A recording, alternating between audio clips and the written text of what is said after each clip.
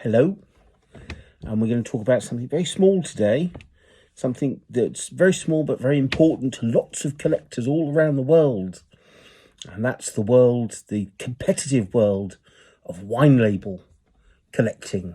And my goodness, isn't it competitive? Now, wine labels, if you don't know what is a wine label, well, wine labels are very closely connected with the growth, certainly in Britain, of lead glass.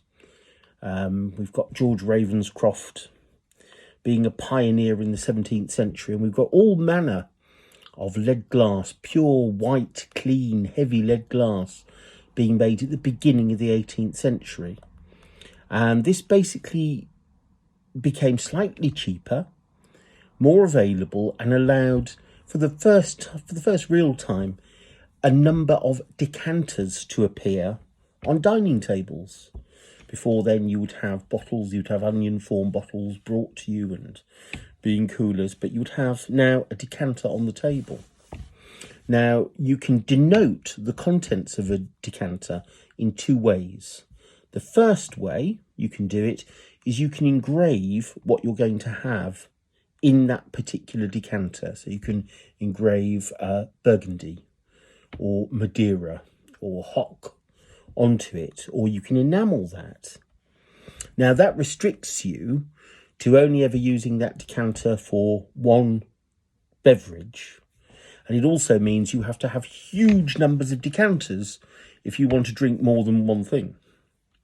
So some clever soul, as these decanters were being churned out in the 1720s and 30s, thought, why don't we put little labels on them that go over the neck of the bottle, and they have all different names on them, and then you can put whatever you like in them. And wasn't that a jolly good idea? Now, nobody really knows when the first wine label appeared.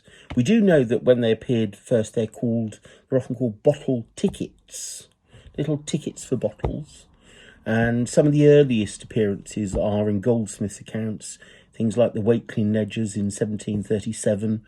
Paul de Lamry supplied a set of 3 bottle tickets with chains in the late 1730s.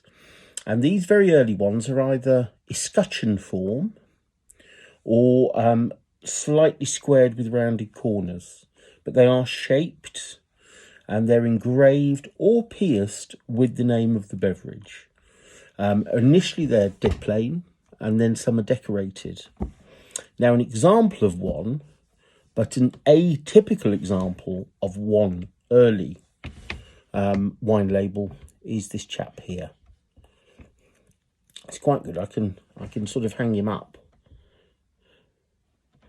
Maybe if there we go. Burgundy. It's probably not very helpful.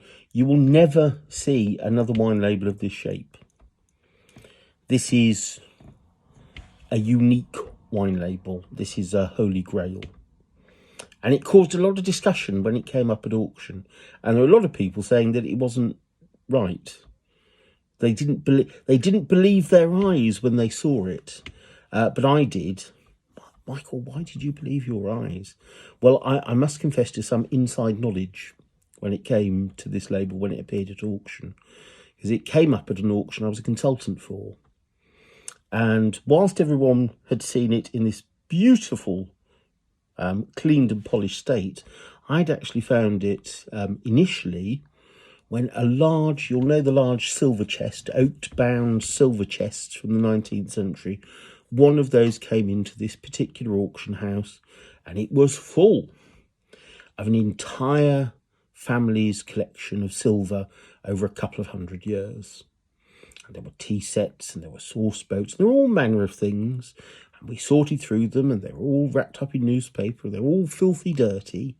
And just before the chest was sent away to another place to be sold, with broken teaspoons and cracked condiment bottles littering the bottom of it, I spied a filthy black label at the bottom, and I couldn't really see what it was, but I said to the porter, "Wait there."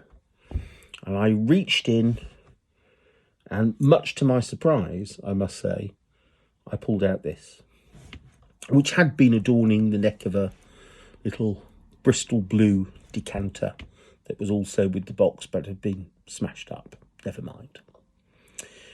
This is remarkable because it is a very early wine label. It is about late 1730, early 1740s. It is of a shape that was previously unrecorded, but the most remarkable thing is the maker's mark, which you may see there, which is DW in script with a little star above and below, and that is for the goldsmith David Willaume II, one of the most important Huguenot goldsmiths, son of David Willaume I, naturally, and not someone who was wont to make small items of silver. And I contend that this rather unique-looking bottle ticket probably originally accompanied a decanter which was on a silver stand by Willaume, which now doesn't exist, unfortunately. But we know that silversmiths of the period made these single, heavy, solid silver decanter stands, and it would make sense that if Willaume had made one of these, he would have made the label to go with it, or at least got a specialist who made labels to make it for him, and for him to append his mark.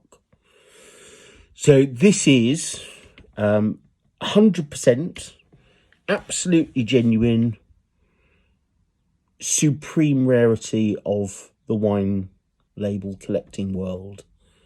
There is not another.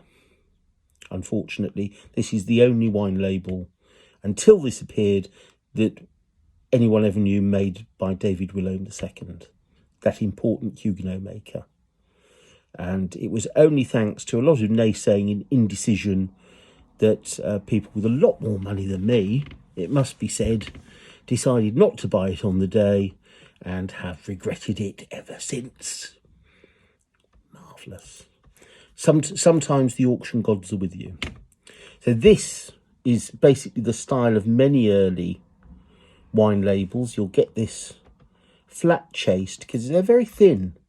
You can't engrave them. You can see on the back of it, you can see the decoration coming through because it's all flat chased. Because if you engrave it, the silver will split. So you get this normally in escutcheon forms. If you see another one of this form, my God, buy it, because you'll have the second David Willaume wine label in the world. Or maybe I'll sell you this one, who knows. But that's the earliest style. We're going to leapfrog. I can't do the history of wine labels I'll talk about the three I've got here, which are rare ones, but I can't do the history of wine labels, I'm afraid, in even a couple of videos, because it just, there is a wine label circle if you want to join it, if you've got an interest. And they meet once a year where they disrobe. No, they don't disrobe. They meet once a year and they have a magazine and they do all sorts of research. So if you're really interested in wine labels, do search them out. I'm sure you can find them online and join. And they're very happy to tell you about wine labels because it's their interest. If you have an interest in anything, you will probably find there's a collectors' society that shares your interest. And it's a jolly good idea to join it. Now, back to wine labels. This is sort of, it's all right. He keeps dropping things. What's wrong with him? It's only because I try to get the best image for you. This is a port label. Now, this is the sort of style when we say escutcheon. So it has these sort of two projections and a waved border. So it's very much like the back of a George II or a George III brass furniture handle. It's that shape, escutcheon shape. This is flatter and narrower than most, and it has a very distinctive feature. And it doesn't have two holes for a chain. The holes for a chain are these smaller ones here. These larger ones would normally be open on most other labels, but they close over, and you only see that, or it was thought you only saw that, in Newcastle. So this, to all intents and purposes, to anyone who is a member of the wine label circle, they'd be looking at this now, and they'd be saying with great authority that this is a Newcastle wine label. Well, they'd be close. Because if you turn it over, you find two things. You find a lovely maker's mark, which is M&C, which is for the partnership of Milne and Campbell of Glasgow. But you also see these initials. I want you to look at those in particular, because this doesn't just apply to wine labels. You've got big, wonderful script initials, quite airy, quite lightly done, lots of space between them. This is very typical of how Scottish initials on Scottish and Scottish provincial silver, this is typical of how initials are engraved in the first 3 quarters of the 18th century. It's a very Scottish thing. Mainly in England, you will get script initials that are very close together, or you will get capital initials or a crest or an armorial, but you will often get these very light, beautifully done, spaced script initials on very early pieces of Scottish silver. Now, I can only think that Milne and Campbell, working from 1763, and this is a very early, this is possibly one of the earliest Glasgow wine labels, again, that exist. I told you they were rare. I don't have a Madeira label from 1924, you know. There's no rubbish here. This is possibly, I'm sure someone will correct me if I'm wrong, but possibly the earliest Glasgow wine label, again, in the world. I do like saying that, but, you know, you only get a few opportunities to say it. And will date from about 1763 up to 1770. It won't be any later than that, and it's influenced. What's really interesting is it's heavily influenced by the Newcastle labels of the period. And was it possible that Newcastle wine labels were being brought up to Glasgow? There's a lot of back and forth between the borders, and you will even find later in the 18th century some Newcastle goldsmiths actually moved to Scotland to work. So there's a good relationship there. It's closer, Newcastle is closer to Scotland than it is to London. So bear that in mind all the time. And also through the seaports, a lot of the time it's also closer and easier to get to Scandinavia. So bear that in mind. But that a very rare Scottish escutcheon label.